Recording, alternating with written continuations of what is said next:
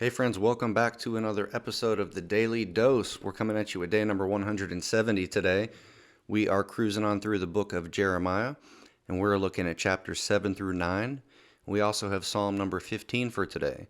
If you're new with us, what we're doing here is going through the Bible, reading it on a one-year plan, right? So we started just after the beginning of the year, and we're going to be finishing up just after the beginning of the new year, right? So we've got this Bible reading plan.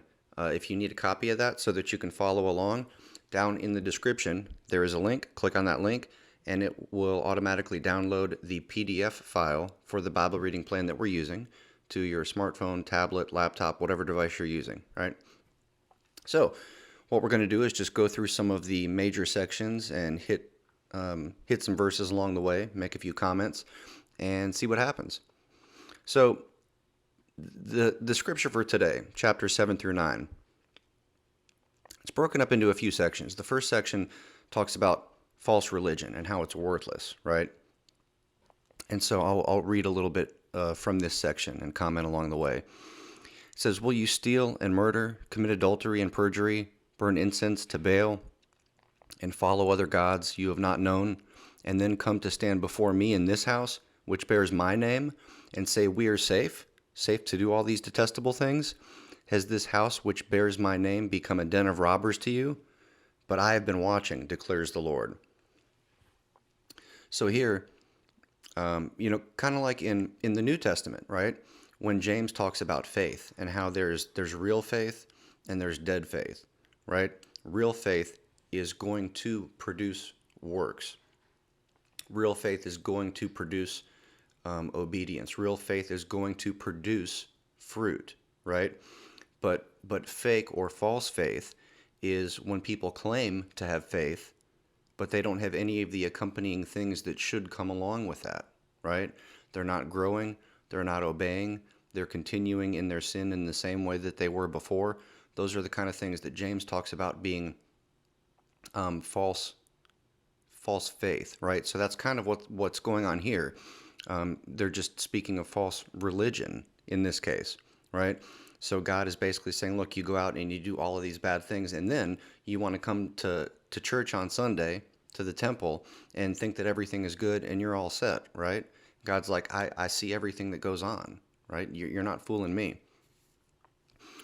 So then we see God speaking to Jeremiah, and he says to Jeremiah, "So do not pray for this people or offer any plea or petition for them.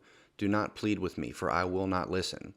Did you not see what they are doing in the towns of Judah and in the streets of Jerusalem?" So here God is telling Jeremiah, look, you might be tempted to pray for these people, but don't, because I'm not going to listen. And then God goes on to say, when you tell them all this, they will not listen to you. When you call to them, they will not answer. Therefore say to them, this is the nation that has not obeyed the Lord. Its God or responded to correction. Truth has perished. It has vanished from their lips. Cut off your hair, throw it away. Take up a lament on the barren heights, for the Lord has rejected and abandoned this generation that is under his wrath. So here we notice that God tells Jeremiah to cut his hair and throw it away. Throughout this book, God will have Jeremiah do certain things, play out certain actions, and those actions that he is playing out or doing are kind of a physical representation of spiritually what's going on and what God is doing. The next section talks about this place called the Valley of Slaughter. And here it says, "The people of Judah have done evil in my eyes, declares the Lord. They have set up their detestable idols in the house that bears my name, and have defiled it. They have built the high places in the valley of Ben Hinnom to burn their sons and daughters in the fire." And this is speaking of, just like it sounds, child sacrifice. Child sacrifice. A lot of it was done to the false god Molech.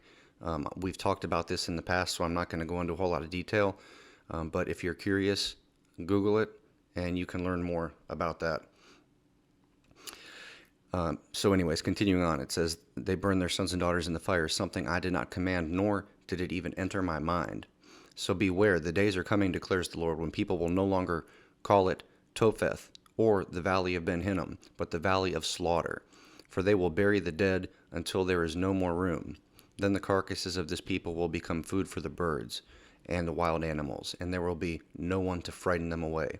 I will bring an end to the sounds of joy and gladness, and to the voices of bride and bridegroom in the towns of Judah and the streets of Jerusalem, for the land will become desolate. Then we move on to a little bit later on to the last section in today's scripture, which talks about sin and punishment. Therefore, this is what the Lord Almighty says: See, I will refine and test them. For what else can I do because of the sin of my people? Their tongue is a deadly arrow. It speaks deceitfully. With their mouths they all speak cordially to their neighbors, but in their hearts they set traps for them. Should I not punish them for this, declares the Lord? Should I not avenge myself on such a nation as this? So here, just like the New Testament, when we look at the Pharisees and the conversations that Jesus had with them, and Jesus would say things like, you're like a cup that is clean on the outside, right? This cup has been washed and it's sparkling on the outside, but nobody washed the inside of the cup. The inside of the cup is dirty and filthy and crusty and moldy, right? Kind of speaking to the condition of the inner man, right? Like the Pharisees on the outside, they looked like they had their act together, but on the inside, it seems that they were self-righteous and that they had a lot of inner corruption and a lot of inner filth, right? And Jesus also speaks about how they're like tombs that are whitewashed, right? You've got these tombs, and on the outside of these tombs, they just look nice and bright and bleach white and sparkly, but on the inside, they're just full of rot and decay. Same principle that we see here, right?